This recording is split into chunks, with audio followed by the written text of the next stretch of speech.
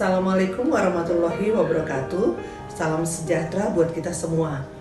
Perkenalkan, saya Elva Simanjuntak, Widya Iswara BPSDM Provinsi DKI Jakarta. Sesi kali ini kita akan membahas tentang komunikasi efektif.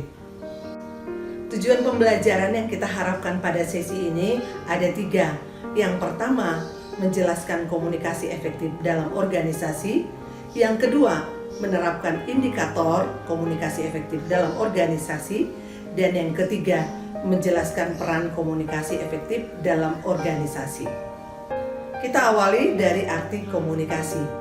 Komunikasi adalah proses penyampaian suatu pernyataan oleh seseorang kepada orang lain untuk mencapai pemahaman bersama.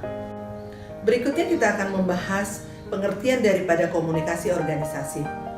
Kita mengetahui bahwa suatu organisasi terdiri atas orang-orang yang memiliki tugas masing-masing serta saling berkaitan sebagai suatu sistem yang memerlukan komunikasi dengan baik untuk mencapai tujuan organisasi.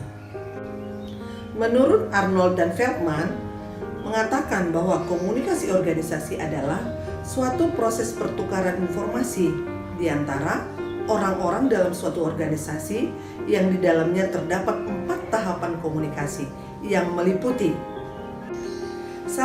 Atensi atau perhatian. 2. Komprehensi. Yang ketiga, kebenaran atau fakta. Dan yang keempat adalah retensi. Semua orang dapat berkomunikasi, tetapi apakah semuanya bisa berkomunikasi dengan efektif? Lalu, apa itu komunikasi efektif? Komunikasi dikatakan efektif apabila yang pertama, komunikator selaku pemberi pesan dapat menyampaikan pesan yang dimaksud kepada komunikan sebagai penerima pesan. Yang kedua, informasi yang disampaikan dapat menimbulkan feedback dari komunikan. Kedua hal tersebut di atas dapat tercapai apabila pada proses komunikasi menggunakan bahasa yang jelas dan mudah dipahami. Mari kita simak pembahasan materi berikutnya tentang indikator komunikasi efektif dalam organisasi. Kecepatan dan ketepatan suatu komunikasi berkaitan erat dengan efektivitas komunikasi. Berikut ini kita akan mempelajari gambaran indikator dari komunikasi yang efektif. Dikatakan komunikasi itu efektif apabila 1. Tidak keluar konteks. Komunikasi organisasi harus memiliki tujuan yang jelas. Contohnya, ketika akan mengkoordinasikan jalannya rapat, hindari candaan yang kurang penting. Yang kedua, penggunaan kalimat yang sederhana. Komunikasi dilakukan tidak bertele-tele. Contohnya, kita bisa menyebutkan poin inti dari informasi yang ingin kita sampaikan. Yang ketiga, melihat latar belakang komunikan.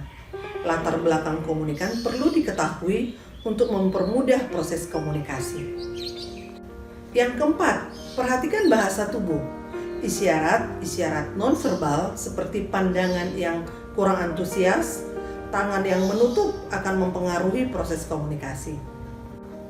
Yang kelima, kontrak waktu yang jelas. Kontrak waktu merupakan salah satu faktor yang mempengaruhi efektivitas komunikasi. Contohnya, menetapkan waktu 10 menit untuk diskusi sehingga bisa memiliki target. Yang keenam, penggunaan strategi komunikasi. Artinya, kita perlu memperhatikan jenis komunikasi yang kita gunakan.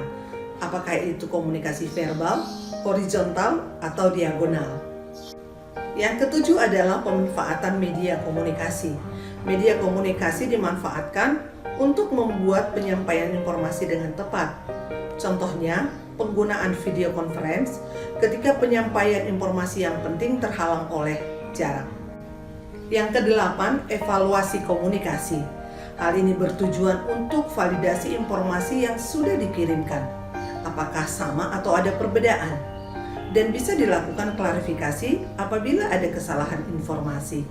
Selanjutnya mari kita lihat peran komunikasi efektif dalam organisasi. Kalau komunikasi organisasi dikelola dengan baik dan berkelanjutan, maka komunikasi yang efektif akan mampu memberi kontribusi. 1. meningkatkan produktivitas dan meningkatkan keberhasilan organisasi sesuai dengan tujuan organisasi. Yang kedua, menyelesaikan konflik. Artinya, jika organisasi mengalami masalah atau konflik antar karyawan dapat diselesaikan melalui diskusi. Yang ketiga, mengembangkan kualitas karyawan dengan memberi kesempatan dan dorongan untuk mengungkapkan ide-ide, memberikan umpan balik, dan motivasi kerja yang akhirnya dapat memberi kepuasan kerja dan peningkatan kualitas karyawan. Yang keempat, membentuk hubungan profesional dan lingkungan kerja yang kondusif. Pimpinan membangun hubungan kerja yang menyenangkan sehingga karyawan tidak ragu menyelesaikan pekerjaan, merasa peduli dan dihargai, serta memberikan dorongan loyalitas terhadap organisasi. Demikian materi yang bisa saya sampaikan pada sesi ini. Semoga bermanfaat. Sampai ketemu pada sesi berikutnya. Assalamualaikum warahmatullahi wabarakatuh.